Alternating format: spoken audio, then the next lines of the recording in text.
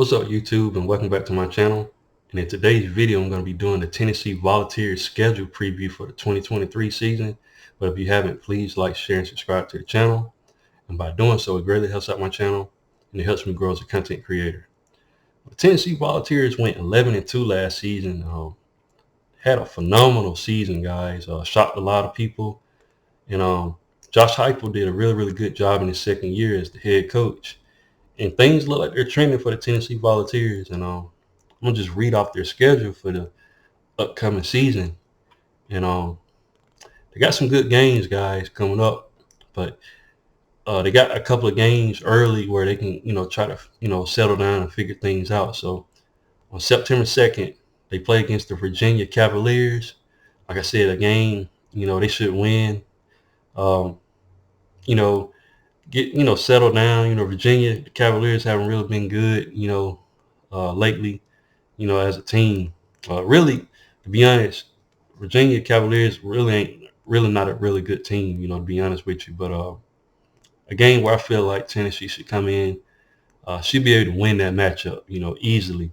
And settle down with the offense with the guys that they got coming back. They no longer have Jalen Hyatt or Cedric Tillman, but they still got Brew McCoy and guys like that on, their staff. And not staff, but their team. But a lot of good players, man. Got transfer portal.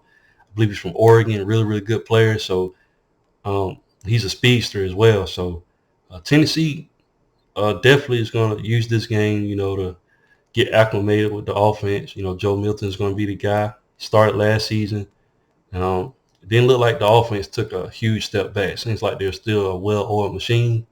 So good matchup, early just to see where they are. And of course, they play against Austin Peay Governors. Matchup they should win on September 9th. Like I said, a cleanup game, clean up, the deficiencies that they may have, trying to figure things out, and get ready for the long haul, in their schedule. Their next matchup is against the Florida Gators. They're going on the road to Gainesville. It's going to be a huge matchup, guys. The Florida Gators under Billy Napier. They made some changes, fired some guys, brought in Austin Armstrong as the defensive coordinator, snatched them up from us from being our position coach for the inside linebackers. Great young defensive-minded guy. I saw an interview where he's saying he's going to go multiple on defense. So it's going to be interesting what he does. He's going to be tasked to go against this Tennessee's offense. Tennessee was clicking on all cylinders last season, even without hitting the hooker. So he's going to be tasked with trying to contain this Tennessee offense. But going to be a good matchup, And the Gators have struggled defensively. It's going to be interesting to see what he does with the turnaround with them and everything. The Florida Gators no longer have Anthony Richardson. They brought in a transfer from, I believe, Wisconsin, Mertz. And it's going to be interesting to see what he does, with the Florida Gators. Billy Napier trusted him to be the guy. It's going to be interesting to see what happens with the Gators and the Tennessee Volunteers. Huge matchup. Can't wait to watch that game. Then their next matchup against the UTSA Roadrunners. Like I said, at home, Tennessee should name the score in that matchup, whatever they want to run it up to, get some experience. I expect Nico in the Austin Peay and the Roadrunners game to get some playing time, get him acclimated. That guy's going to be the future for Tennessee football. He's very talented, and I expect him to get some playing time in this Tennessee offense. If he can settle down, guys, Tennessee is going to be dangerous with him, in the backfield, calling plays and stuff. So, but another matchup where Tennessee should win. Then Tennessee hosts the South Carolina Gamecocks at home in Neyland Stadium. I know Tennessee has this game circled on their schedule. They want to get payback from last year. Tennessee, let me see. Tennessee lost that game, 63-38. Shocked the world. I mean, that matchup pretty much, sealed the deal as far as Tennessee getting into the playoffs. We all know Tennessee lost to Georgia last season. That was their first loss. Let me see what the score was. They lost to them, 27-13. Georgia had complete control of that game for the most part defensively. Tennessee just couldn't stop, what Georgia had, going on. They went on the road. It was loud. I'm pretty sure, that they played a part in it. But, you know, South Carolina gave them a second loss, and that pushed them out of the playoff picture. So I know Tennessee can't wait to play that game against the Gamecocks. Gamecocks, a team they could surprise again this year. They losing some guys on both offense and defense, but they still have Spencer Rattler at quarterback.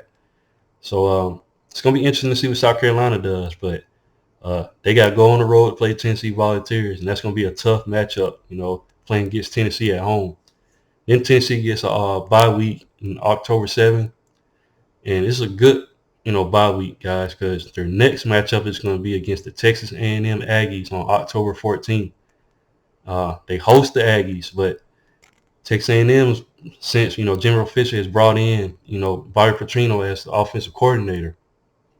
We all know he's a great offensive mind. Some people may not like him outside of college football, but you can't deny that he's a great offensive mind. And Texas A&M has since went to Ole Miss and stole Lane Kiffin's running backs coach. I think his name Markwell Blackwell. I think that's his name. Really, really good, offensive minded guy. Got that Ole Miss running game to be third in the country last season. So Texas A&M Aggies are making an upgrade on offense and can definitely make a run for it this upcoming season, guys. Defensively, last couple of seasons they've been stout on the defensive line. So the problem with Texas A&M was their offense. So I expect Texas A&M offense to take a huge jump. It's going to be fireworks, playing against this Tennessee offense as well. So I can't wait to that matchup. That's going to be must-see TV. Then Tennessee goes on the road. After hosting Texas A&M, they go on the road to play my Alabama Crimson Tide. Really, really good game. Last season was a classic. My team fell short. I think it was 52-49. That environment was crazy, guys. Tennessee, I don't think they would have lost that game to anybody in the country that day. I mean, really, really good game. Back and forth. They responded. We responded. Our defense could not stop their offense. And it's going to be critical for Alabama to get the defense going because we already know what Tennessee is capable of doing. And Josh Heupel has that offense humming, even with Joe Milton back there. So that's going to be must-watch TV. You definitely know I'm watching that game. And I'm going to be glued to the TV. And we're going to see what happens in that matchup. Then Tennessee goes on the road to Kroger Field against the Kentucky Wildcats. Completely blowed this team out last season at home. Now they got to go on the road and play them at their house.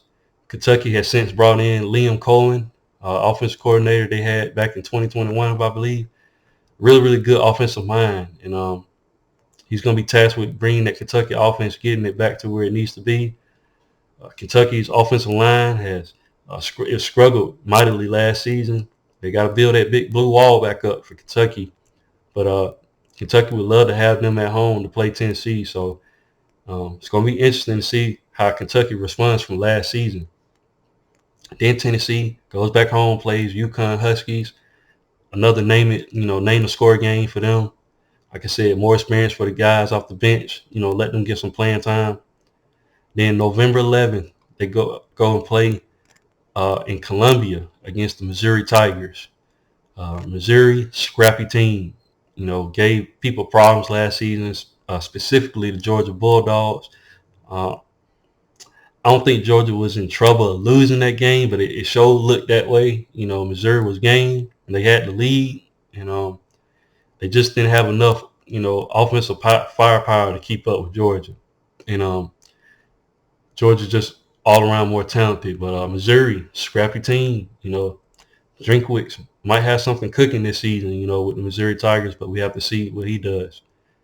Then Georgia hosts this game right here.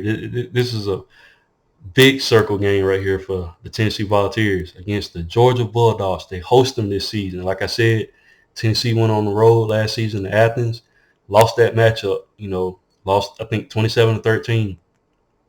I know Tennessee wants to get this rematch. Georgia was the first team to hand them their loss last season. And the Georgia Bulldogs, They're going to have to be tasked with stopping this offense again. You know, they was successful doing it last season. I expect Georgia's defense to be even better than it was last season, considering last season, before that, they lost a lot of talent. But that defense stifled people late in the season. It was really, really good. Good when it needed to be. But the only thing about it, Georgia is they no longer have Stetson Bennett as their quarterback. And in my opinion, Tennessee is going to have the advantage here. You know, having Joe Milton start last season, playing some games, and winning a big matchup against Clemson last season. A lot of people don't give Tennessee credit for that. They beat a great team in Clemson. I know Clemson struggled, but Clemson's still a really, really good team, guys, defensively. And Tennessee did a pretty good job offensively against them. So the Georgia Bulldogs better watch out because Tennessee is going to be game. They got them at home. I know they got that game circled. Can't wait to watch that matchup, guys. And I would definitely give Tennessee the advantage right now, considering, you know, Georgia's breaking in a new offensive coordinator and Mike Bobo and a new quarterback. Probably going to be Carson Beck. So it's going to be interesting to see what happens in that matchup. But and then, of course, Tennessee ends it, you know, the regular season against the Vanderbilt Commodores, their rivals. Vanderbilt, a team, you know, of course, you know, not as good as everybody else in the SEC, but did shock some teams last season. I believe they beat Florida last season. So Vanderbilt ain't going to be, you know, the same old pushover like how they've been, you know. They got a little bit better last season, but that's going to be, you know, I feel like a matchup that Tennessee is going to win. But things could change between now and when the season starts. But that's it, guys, for the regular season. And then if Tennessee were to win the East, they'll go to the SEC championship, you know, on December 2nd. But like I said, Tennessee went, I think, 11-2 last season. Things are looking upward for Tennessee Volunteers. And like I said, only having 2 losses last season to South Carolina and Georgia. But they're looking to get revenge on those 2 games. And like I said, the schedule is set up for them early to get acclimated. But got some tough road games. Like I said, got to play Alabama. Got to go on the road, play Kentucky. But look, it's really, really good, guys. They host Georgia. They host Georgia at home.